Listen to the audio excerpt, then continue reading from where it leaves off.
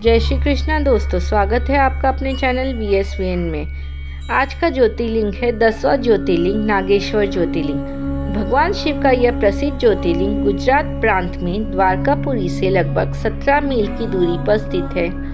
इस पवित्र ज्योतिर्लिंग के दर्शन की शास्त्रों में बड़ी महिमा बताई गई है। कहा गया है कि जो श्रद्धापूर्वक इसकी उत्पत्ति और महात्म्य की कथा सुनेगा वह सारे पापों से छुटकारा पाकर समस्त सुखों का भोग करता हुआ अंत में भगवान शिव के परम पवित्र दिव्य धाम को प्राप्त होगा।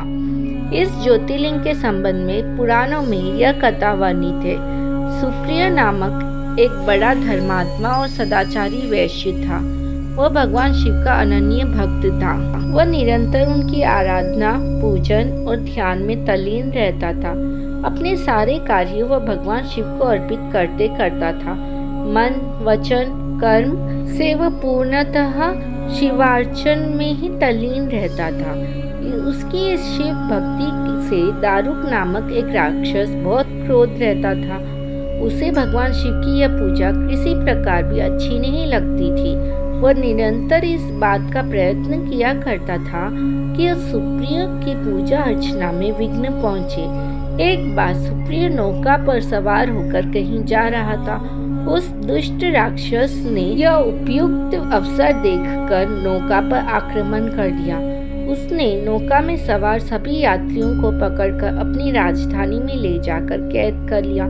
सुप्रिय कारागार में भी अपने नित्य नियम के अनुसार भगवान शिव की पूजा आराधना करने लगा।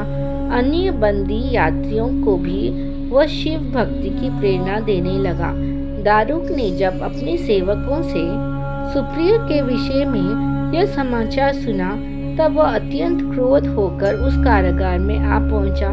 सुप्रिय उस समय भगवान शिव के चरणों में ध्यान लगाए हुए दोनों आंखें बंद किए बैठा था। उस राक्षस ने उसकी यह मुद्रा देखकर अत्यंत भीषण स्वर में उसे डांटते हुए कहा, अरे दुष्ट वैश्य, तो आंखें बंद कर इस समय यहाँ कौन से उपद्रव और षड्यंत्र करने की बातें सोच रहा है। उसके यह कहने पर भी धर्मात्मा शिव भक्त सुप्रिय की समाधि भंग नहीं हुई। अब तो वो दारुक राक्षस क्रोध से एकदम पागल हो उठा। उसने तत्काल अपने अनुचरों को सुप्रिय तथा अन्य सभी बंदियों को मार डालने का आदेश दे दिया। सुप्रिय उसके इस आदेश से जरा भी विचलित और भयभीत नहीं हुआ। वह एकाग्र मन से अपने और अन्य बंदियों की मुक्ति के लिए भगवान शिव से प्रार्थना करने लगा।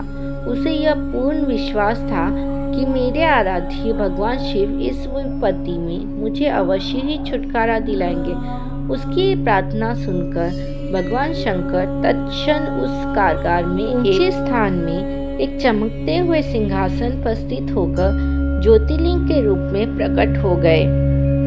उन्होंने इस प्रकार सुप्रिय को दर्शन देकर उसे अपना पाशुपत अस्त्र भी प्रदान किया। इस अस्त्र से राक्षस दारुक तथा उसके सहायक का वध करके सुप्रिय शिव धाम को चला गया। भगवान शिव के आदेश अनुसार ही इस ज्योतिर्लिंग का नाम नागेश्वर ज्योतिर्लिंग पड़ा। हर हर महादेव।